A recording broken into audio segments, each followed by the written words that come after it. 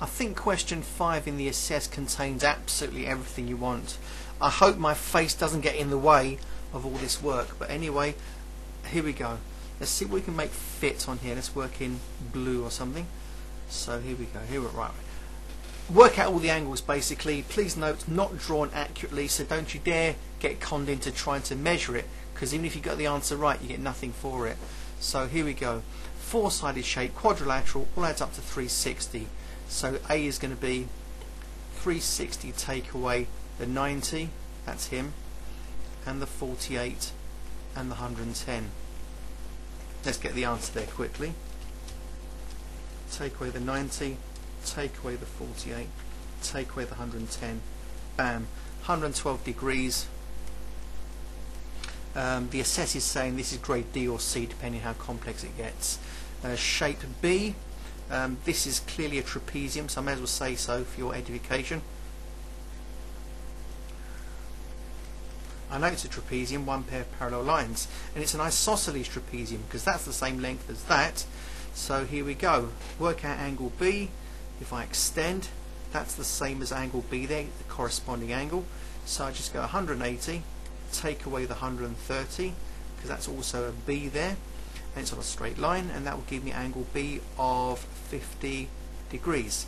If that's 50, and this is an isosceles trapezium, then I reckon this also has to be 50 degrees as well.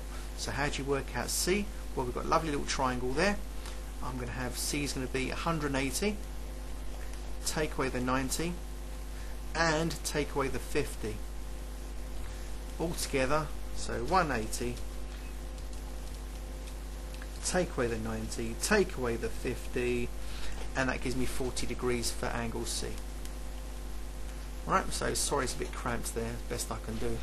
Right, this is a parallelogram, so I think I'll say so.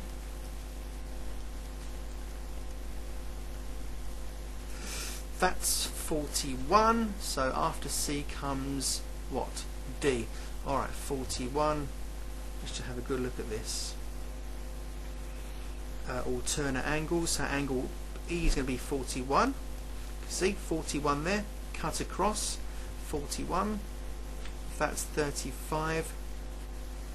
If I move across here like that, I'm just thinking out loud obviously, if that's 110, the leftovers on a straight line is going to be 70 degrees, so 41 and 70, the leftovers belong to the D, so in other words take it away from 180, so 180, angles in a triangle, take away 41, take away the 70, that leaves me 69 degrees, so that's 69 degrees, lovely, that little bit there. What else can we do?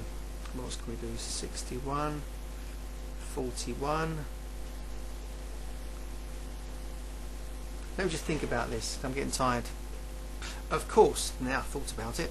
If that's 35, then so is that 35. Look, alternate angle. I'll put 35 in there. I've got a triangle now with 110 in it, 35. And F, well, that's going to be 180 take away 110, take away 35. 180 take away 110, take away 35. That gives me 35 degrees. Very good, as it turns out. So I've got all that little lot sorted. Again, F was ever so nice because it's alternate to the angle 41 already shown. Alright, so bam, bam, bam, yeah, alternate angle.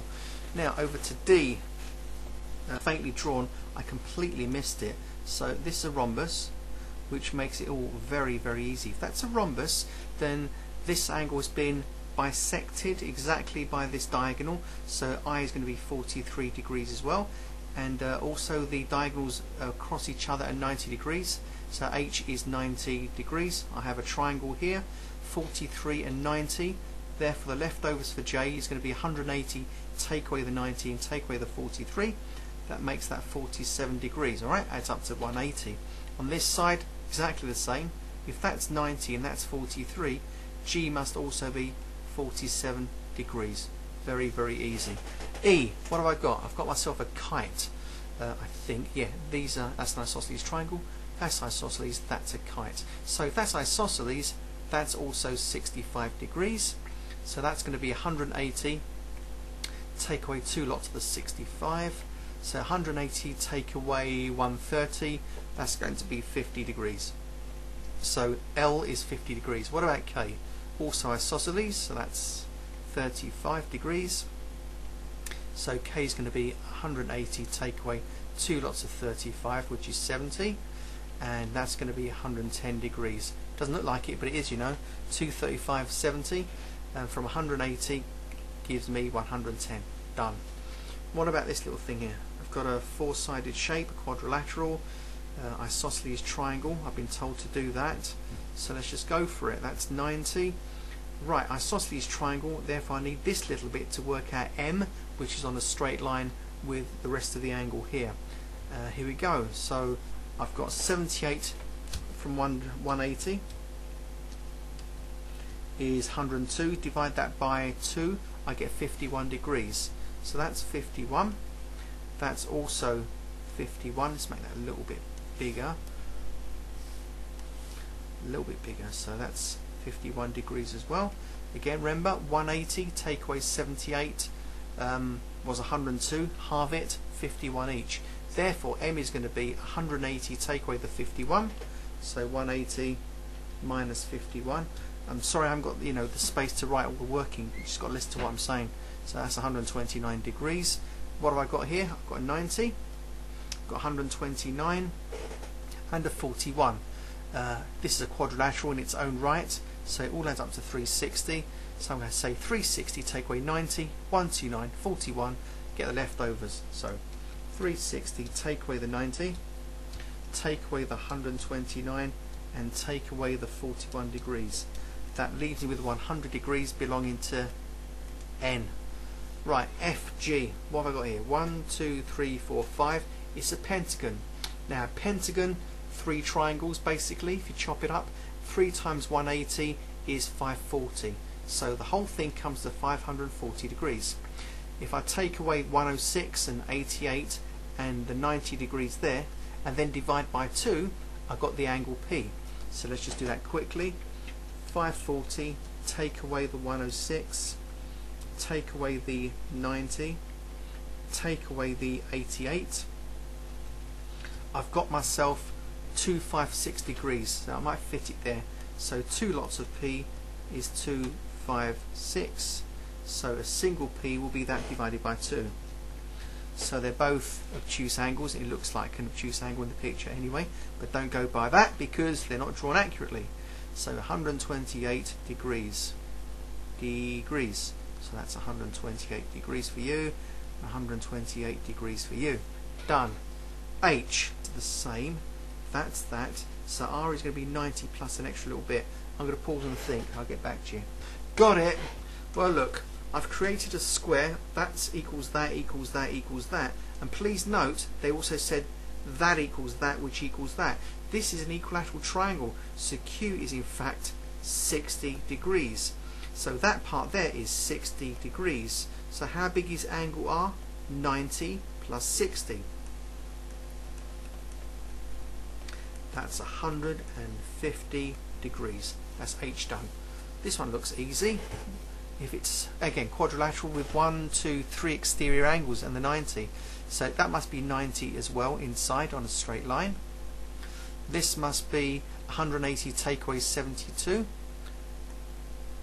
I can write it, I've got space now. So that's 108 degrees, that's him.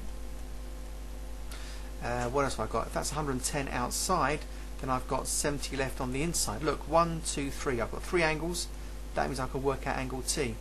That would be 360 take away 108, 90, and the 70. So here I go. 360 take away the 108, take away the 90, and take away the 70. So angle T is 92 degrees.